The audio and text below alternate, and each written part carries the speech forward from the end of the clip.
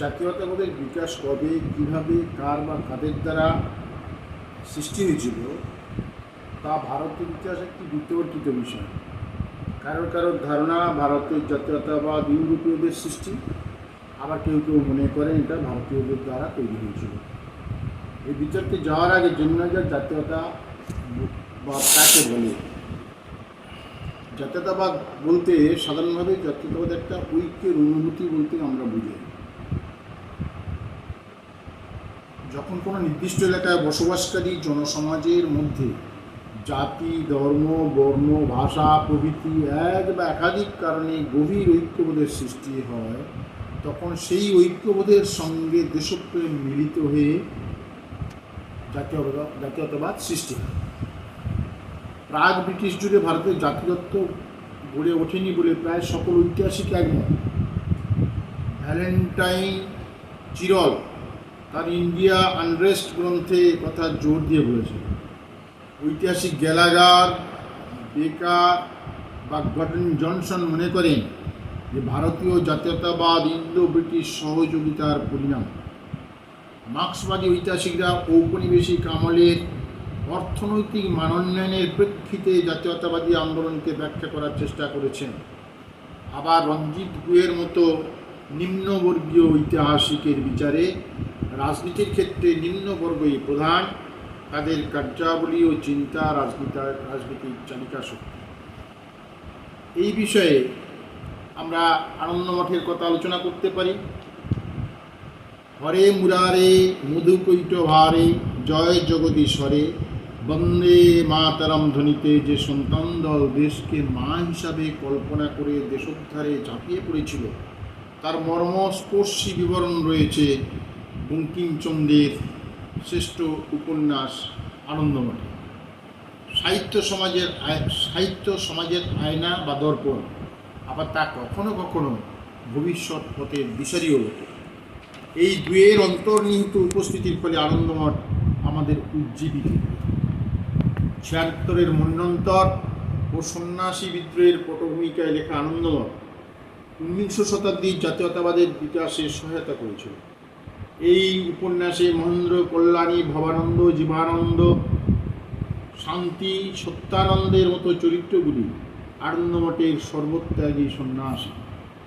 এরা সংসার ও সম্পর্কের বাঁধন ছিন্ন করে সন্তান দলের সদস্য হয়েছেন। এখানে দেশকে মা বলে কল্পনা করা হয়েছে। এই উপন্যাসে দেশমাতার ৩টি রূপ তুলে ধরা হয়েছে। যেমন মা যা ছিলেন সেটা মায়ের জগদ্ধাত্রী মূর্তি, মা যা হয়েছেন অর্থাৎ মায়ের কালিমা মূর্তি, এবং মা যা হবেন তা হলো মায়ের দশভুজা মূর্তি, তিনি 10 হাতে 10 দিক রক্ষা করবেন। আনন্দমঠ উপন্যাসটি নানাভাবে দেশে জাতীয়তাবাদের বিকাশে সাহায্য করেছিল। যেমন আনন্দমঠের সন্তান দলের আদর্শ বিপ্লবী যুব সমাজকে অনুপ্রাণিত করেছিল, যার উদাহরণ হচ্ছে অনুশীলন সমিতি। তাছাড়া এই দেশকে মা বলে উল্লেখ করে আনন্দমঠ স্বদেশপ্রেমের জোয়ারে যুব সমাজকে ভাসিয়ে নিয়ে গিয়েছিল। এই উপন্যাস নারী সমাজকে অনুপ্রাণিত করেছিল। উদাহরণ হিসাবে বীণা দাস বা প্রীতিলতা ওয়াদ্দেদারের কথা বলা যায়। সর্বোপরি বন্দে মাতরম ধ্বনি সারা দেশে মন্ত্রের মতো কাজ করেছে। বন্দে মাতরম আজ ভারতবর্ষের জাতীয় সঙ্গীত। আনন্দমঠ বিপ্লবী সংগঠনের কাজেও বিশেষ গুরুত্বপূর্ণ ভূমিকা নিয়েছিল। সবশেষে উপন্যাসের ভাষা ও গঠন কৌশল জাতীয়তাবাদের আবহাওয়া তৈরি করতে সাহায্য করেছে। আমরা উদাহরণ হিসেবে বর্তমান ভারত স্বামী বিবেকানন্দের সৃষ্টি সেটা আলোচনা করতে পারি। জাতীয়তাবাদ বিকাশে স্বামী বিবেকানন্দের বর্তমান ভারত এক নতুন দিগন্ত উন্মোচন করেছিল। ভারত ও ভারতবাসীর দুর্বলতাগুলিকে চিহ্নিত করে সেই দুর্বলতা কাটিয়ে জাতীয়তাবাদের মহামন্ত্র ছড়িয়ে দিয়েছিল বর্তমান ভারত। ভারতবর্ষ ছিল বিবেকানন্দের কাছে পূর্ণভূমি, মাতৃভূমি। তার আয়ত চোখের তীব্র চাহনি, দেশপ্রেমে পরিপূর্ণ দৃপ্ত বাণী, সনাতন হিন্দু ধর্মের প্রতি গভীর আস্থা ভারতবাসীকে বিদ্যুৎ স্পৃষ্টের ন্যায় লুপ্ত চেতনা ফিরিয়ে দিয়েছিল। সারদা মা, যিনি সীমা নামে খ্যাত, তার কাছে বিবেকানন্দ ছিলেন খাপ খোলা তলোয়ার। শ্রীরামকৃষ্ণের শিষ্যত্ব গ্রহণ করার পর নরেন্দ্রনাথ হয়ে উঠেছিলেন বিবেকানন্দ। মাভৈ মন্ত্রে দীক্ষিত হয়ে শিকাগোর বিশ্ব ধর্ম সম্মেলনে তিনি ভারতবর্ষকে এক অনন্য স্থান প্রদান করেন। দীর্ঘ পরিভ্রমণ, ভারত ও ভারতের বাইরের দেশসমূহে দর্শন, ভারতবাসীর প্রতি অকৃত্রিম ভালোবাসা ও গভীর আত্মানুভূতির দ্বারা পরিচালিত হয়ে স্বামী বিবেকানন্দ বর্তমান ভারত রচনা করেছিলেন। জাতীয়তাবাদ উন্মেষে বর্তমান ভারত গ্রন্থখানি নানাভাবে সহায়তা করেছে। গ্রন্থটিতে বৈদিক যুগ, বৌদ্ধ যুগ, মুসলিম যুগ, ব্রিটিশ যুগ সম্বন্ধে আলোচনার পাশাপাশি পুরোহিততন্ত্র, রাজতন্ত্র এবং অন্যান্য বিভিন্ন দেশের সঙ্গে ভারতের তুলনা করে ভারতীয়দের স্বীয় মন্ত্রে দীক্ষিত করার আহ্বান জানানো হয়েছে। তিনি প্রাচীনকাল থেকে প্রজাদের ঐক্যবদ্ধ হওয়ার শক্তির অভাবের কথা তুলে ধরেছেন। প্রাচীন ভারতের সাহিত্য শাসনের সামান্য অস্তিত্ব থাকলেও তার বিকাশ সঠিকভাবে হয়নি বলে মন্তব্য করেছেন। বৈদিক যুগে ভারতের ব্রাহ্মণ্য তত্ত্বের যে প্রাধান্য ছিল তা বৌদ্ধ যুগে এসে কমে গিয়েছিল। সেখানে জন্ম নিয়েছিল নতুন রাজশক্তি। বিবেকানন্দ পুরোহিততন্ত্র থেকে রাজতন্ত্র, রাজতন্ত্র থেকে ব্রিটিশ রাজ, ব্রিটিশ রাজের সমালোচনার দ্বারা বিবেকানন্দ জাতীয়তাবাদের বীজ মন্ত্র ছড়িয়ে দিয়েছিলেন গ্রন্থটিতে। জাতীয়তাবাদের বিশ্লেষণে বিবেকানন্দ অন্যান্য দেশের সামাজিক ও রাজনৈতিক পটভূমিকার সঙ্গে ভারতের তুলনা টেনেছেন। চীন, সুমের, ব্যাবিলন, ইরানি সমাজের নেতৃত্বে প্রথম যুগে ছিল পুরোহিতদের হাতে।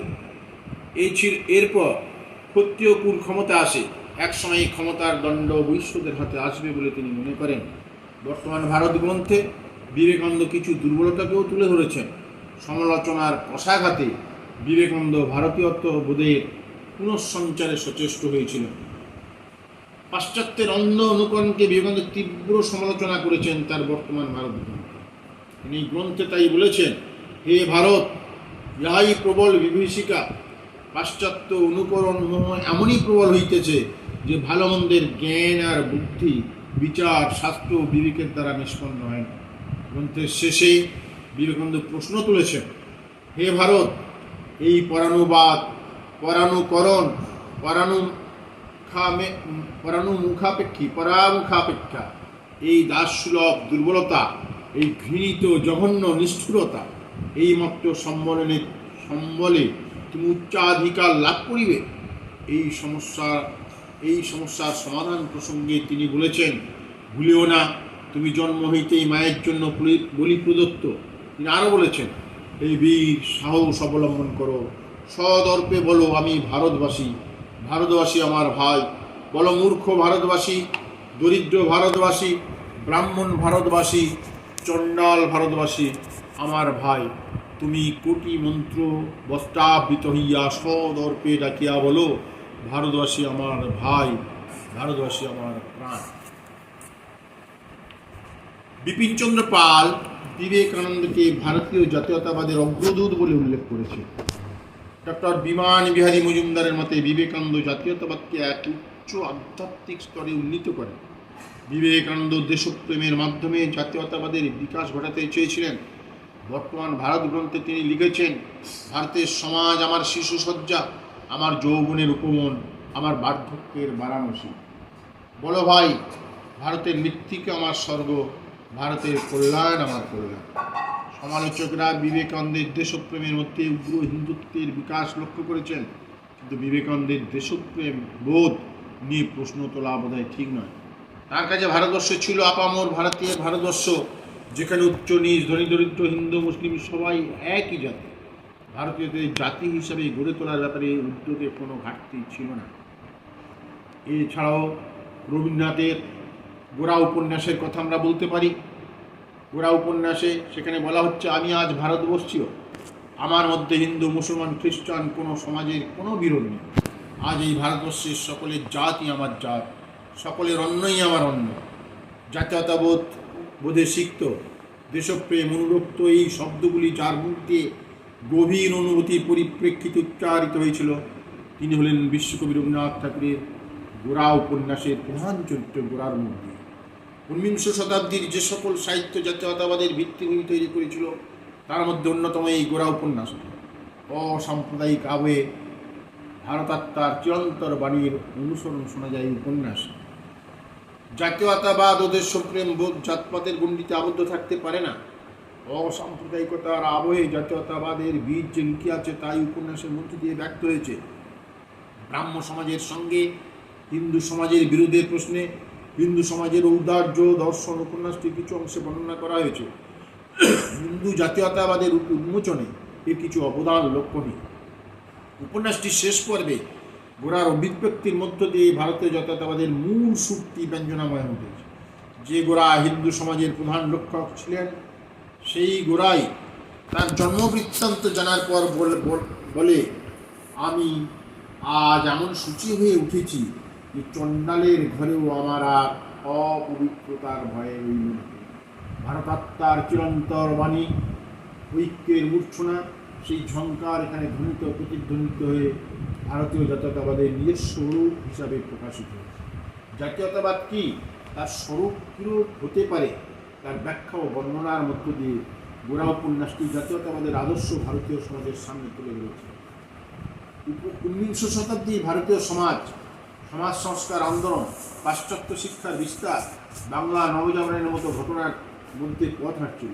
সামাজিক নানা টানা পড়ে এই সময়ের বৈশিষ্ট্য, সেখানে দাঁড়িয়ে রবীন্দ্রনাথ ঠাকুর অসাম্প্রদায়িকতার বাণী ছড়িয়ে দিয়ে জাতীয়তাবাদের মূল রূপ কী হতে পারে তা ভারতীয়দের সামনে তুলে ধরে।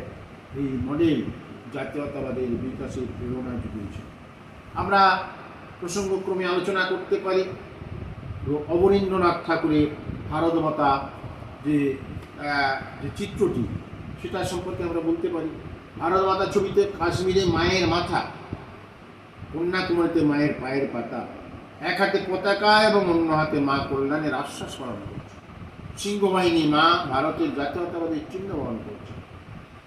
শালঙ্কারা মা সর্বজয়ী মাতৃমূর্তির স্নেহময়ী রূপ, মায়ের মাথায় পাহাড়ের চূড়ার মতো সোনার মুকুট, মায়ের পা দুটি নীল সমুদ্রের চলে যেন ধুয়ে যাচ্ছে, মায়ের বাহন সিংহ যেন তার শক্তির প্রতীক।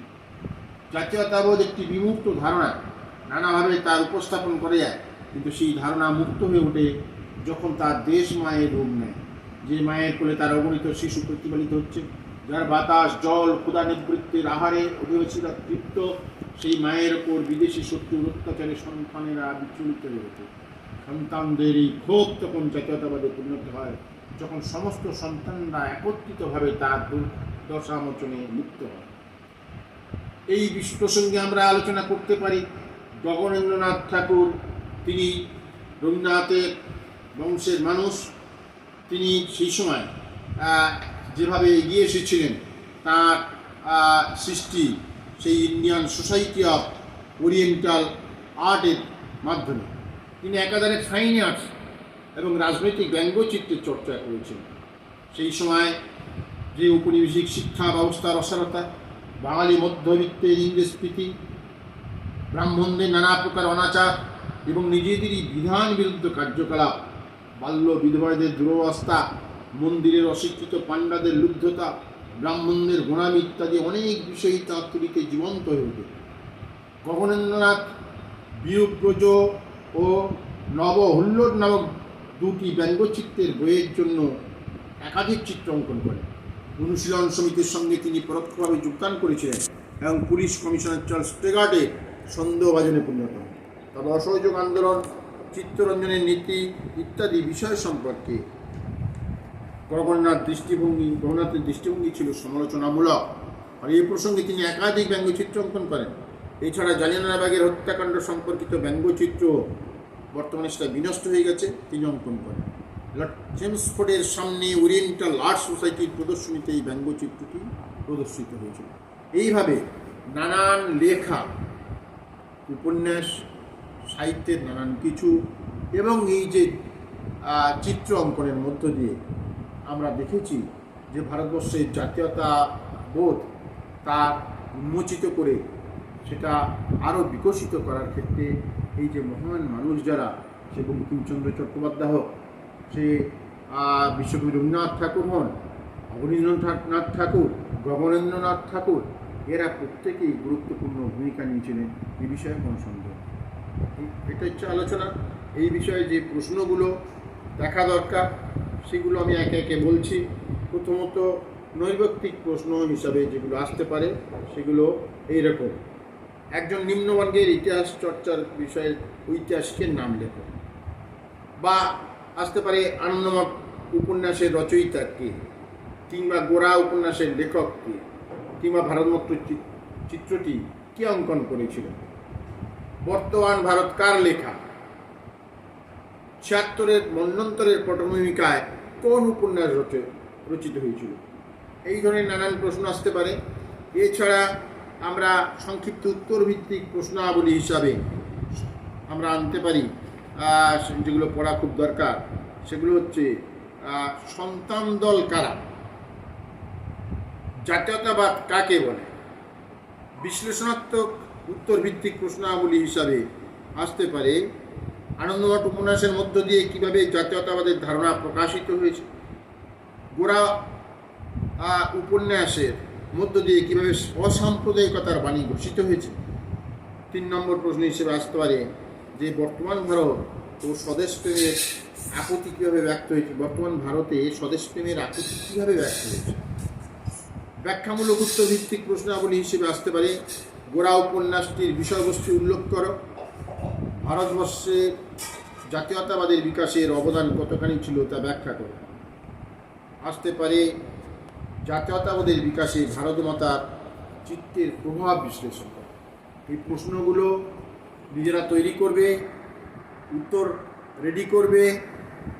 ছুটির পরে যখন বিদ্যালয় খুলবে তখন আমি খাতাগুলো দেখব কতটুকু কি তোমরা প্রস্তুতি নিয়েছো। খাতা দেখবো এবং পারলে কিছু কিছু প্রশ্ন জিজ্ঞেসও করবো, তাৎক্ষণিক উত্তর বলতে হবে।